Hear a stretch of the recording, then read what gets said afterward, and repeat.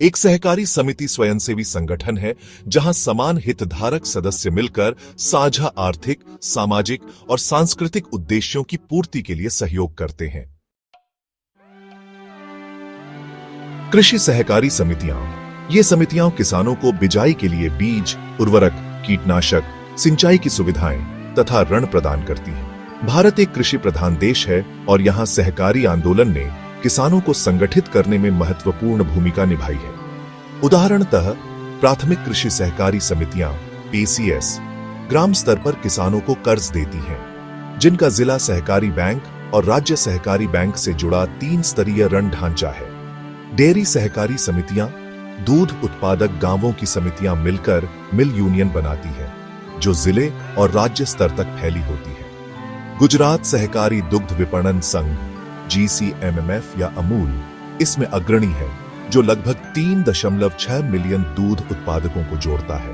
अमूल ने भारत को white revolution के जरिए विश्व का सबसे बड़ा दूध उत्पादक बनने में मदद की है। ऋण सहकारी समितियां, इन समितियों का मुख्य उद्देश्य ग्रामीण क्षेत्रों में कर्ज सुविधा उपलब्ध कराना है। ग्राम स्तर पर प्राथमिक सहकारी समितियां जैसे पीसीएस किसानों से बचत जमा लेकर ऋण देती हैं, जिनका संचालन जिला केंद्रीय सहकारी बैंक (DCCB) और राज्य सहकारी बैंक की एक समन्वित श्रृंखला में होता है। इन समितियों से किसानों को बैंक ऋण की तुलना में आसान दर पर वित्तीय सहायता मिलती है। विपणन सहकारी समितियां, ये समितियां किसानों या कुटीर उत्पादकों के उत्पादों जैसे चीनी, कपास, दूध का सामूहिक विपणन करती हैं, ताकि उन्हें बाजार में बेहतर दाम मिल सके। उदाहरण स्वरूप गुजरात सहकारी दुग्ध विपणन संघ (अमूल) इसी श्रेणी का प्रमुख प्रतिनिधि है। इसी तरह कई सहकारी चीनी मिलें और कृषि उत्पादक समितियां किसानों को सीधे बाजार उपलब्ध कराती हैं। उपभोक्ता सहकारी समितियां, इन समितियों का लक्ष्य उपभोक्ताओं को गुणवत्ता युक्त वस्तुएं किफायती दरों पर उपलब्ध कराना है। ये ब्रोकरेज को हटाकर उत्पादकों से सीधे माल खरीदती है। केंद्रीय भंडार, अपना बाजार इत्यादि उपभोक्ता सहकारी समितियां ऐसे उदाहरण हैं। सहकारी समितियां सदस्य स्वामित्व वाली संस्थाएं होती हैं, जहां प्रत्येक सदस्य को एक समान मताधिकार मिलता है। इन समितियों के प्रबंधन के लिए सदस्यों द्वारा निर्वाचित प्रबंधक समिति (बोर्ड) बनाया जाता है, जो समिति की नीतियां तय करती और संचालन देखती है। भारत में कृषि और ऋण सहकारी समितियां अक्सर 3 स्तरीय ढांचे में काम करती हैं। ग्राम स्तर पर प्राथमिक सहकारी समिति (PCS), जिला स्तर पर जिला केंद्रीय सहकारी बैंक तथा राज्य स्तर पर राज्य सहकारी बैंक। इसी प्रकार दूध सहकारी समितियों के लिए ग्राम पंचायत स्तर की समितियां, क्षेत्रीय दूध उत्पादक संघ एवं राज्य स्तरीय महासंघ बनाए जाते हैं। प्रत्येक स्तर पर समिति के चुनाव सदस्यता के आधार पर होते हैं और समिति सदस्यों को सेवाएं एवं ऋण उपलब्ध कराने का काम करती है। इस संरचना में राज्य सरकारों की भूमिका महत्वपूर्ण होती है, क्योंकि सहकारिता राज्य विषय है और सरकारी नियमितीकरण तथा अनुदान इन समितियों को संचालित करने में असर डालते हैं। ग्रामीण सहकारी समितियां भारत के विकास में गहन प्रभावी साबित हुई हैं।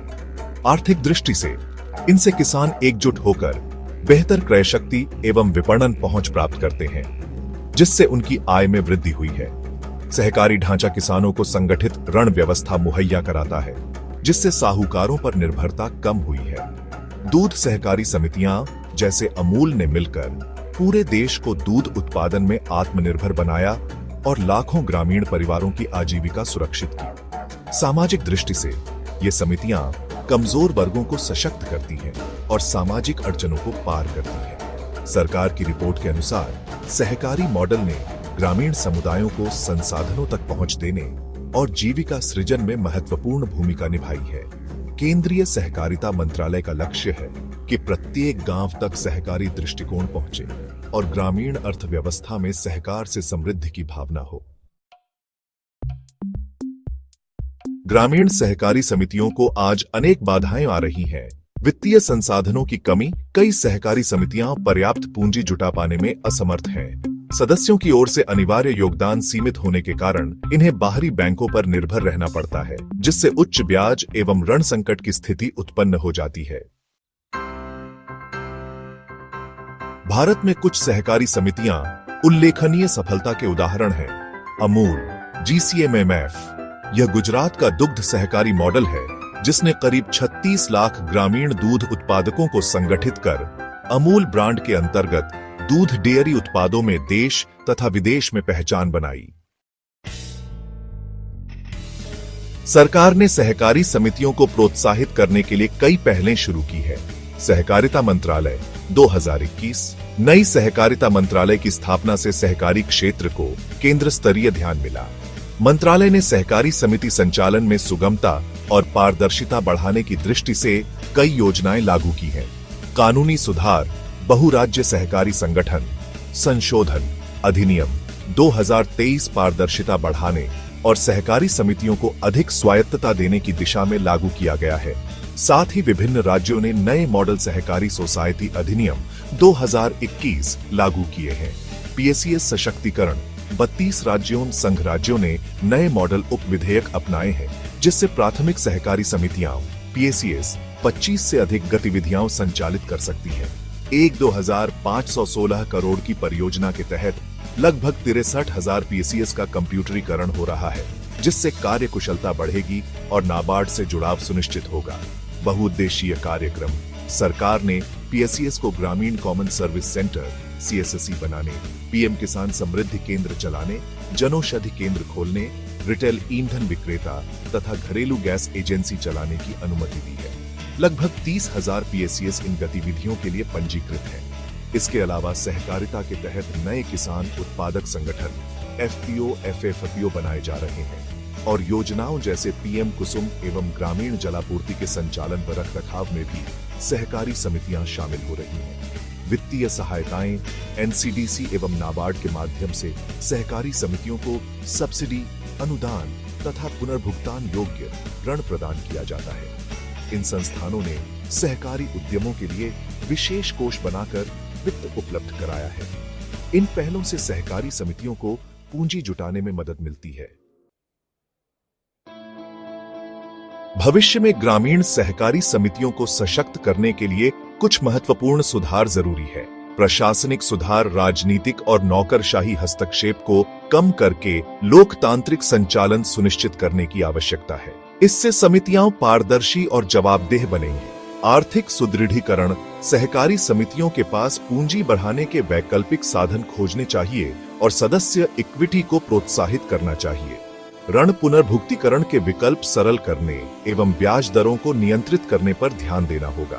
प्रशिक्षण एवं दक्षता विकास। प्रबंधकों और सदस्यों के लिए नियमित प्रशिक्षण कार्यक्रम आयोजित कर प्रबंधन कौशल और तकनीकी ज्ञान को बढ़ाना चाहिए।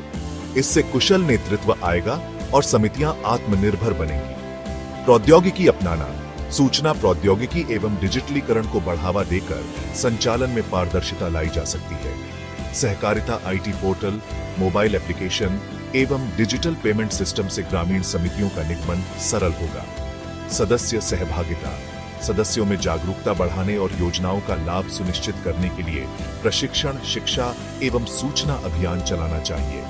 इससे समितियों की जनहित कार्य प्रणाली मजबूत होगी। इन सुधारों से ग्रामीण सहकारी समितियां अधिक आत्मनिहित, पारदर्शी एवं विकासोन्मुख बनेंगी, जिससे भारत का सहकारी आंदोलन तेजी से आगे बढ़ सकता है। स्रोतः भारत सरकार के प्रेस सूचना ब्यूरो और सरकारी रिपोर्ट, साथ ही सहकारिता संबंधी आधिकारिक दस्तावेजों और सर्वेक्षणों।